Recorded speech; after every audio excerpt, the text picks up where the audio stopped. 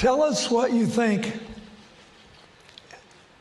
we should know about what's going right in California. Well, I appreciate the context. Look, California is America, but only more so.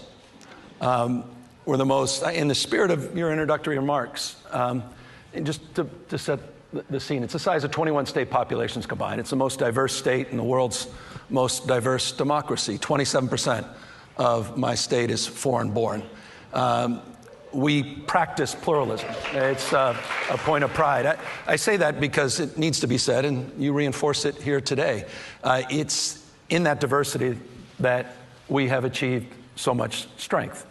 And I know we're here at Seed and Root Summit, but I want to talk a little bit about what's going on in the culture, because Gavin Newsom did a panel yesterday, and it's sort of on the same lines, not what he did, but the question I have is along the same lines of what we're talking about here today. Right. So he said that he took pride, and he made it a point of pride by saying 27% of California is foreign born. What I want to ask you is, from a biblical perspective, right, are we called to welcome the foreigner at the expense of national identity, or to steward and protect the nation God entrusted us with? Yeah, absolutely not. It's more of the latter. Mm-hmm. You have to regulate immigration. You can't have a national identity when vast majority of the people who are taking over are not acclimated. They don't share your values. They don't know what it means to be an American. So for 27% of the people in California to not be citizens, it's like at this point an invasion. Mm-hmm. They are invading America right under our noses.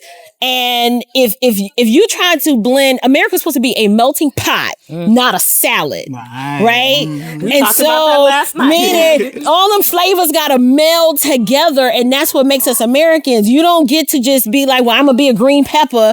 A green pepper will never be an onion, right? An onion will never be a tomato. And though sometimes you start throwing things in a salad that don't go together, like raisins, right? The potato salad.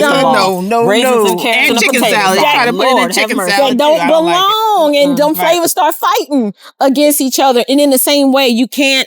The biblical model is, yes, we welcome the sojourner, but a sojourner is somebody that's passing through, right? You're not coming, taking up residence, trying to take over the nation, and then use our resources for your benefit, and then our children starve? Absolutely not. Yeah. Well, first, I want to say thank you to Kathy Burnett, who invited us. You guys, there's so many beautiful Black women here, and we are not out celebrating and managing misery. What we are doing is we're calling our community to a higher standard.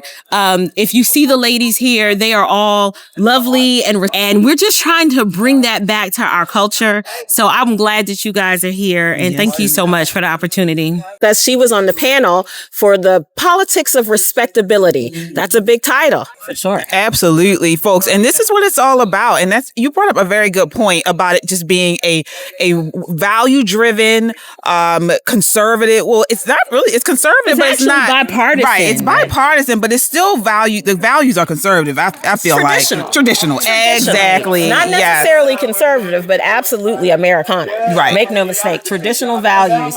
When we talk about taking ownership of ourselves, our homes, the people who live in our homes, and our community, that's America. Right. There were some difficult conversations, because obviously, if y'all watch my show, I have some controversial opinions on some things. And when the topic of slavery came up, it was a source of contention, because I believe for so long we've owned the victimization of what happened to us, that we don't really want to have a conversation about the fact that we are one of the only people groups who did not actively, collectively participate in our own emancipation. There wasn't a slave revolt. We didn't go around slaying all of our masters from plantation to plantation. Someone showed up and said, oh, y'all are free now.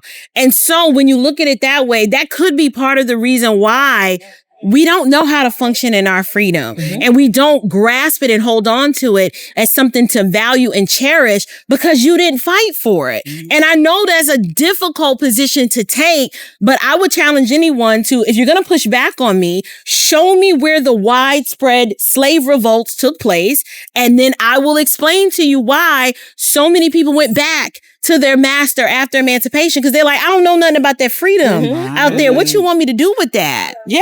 And we're still seeing the same thing today. We keep running back to the Democrat Party, voting for our own slavery. I 100% agree with you. I've taken that position for a long time. See, I ain't crazy. Anything worth having is worth fighting for.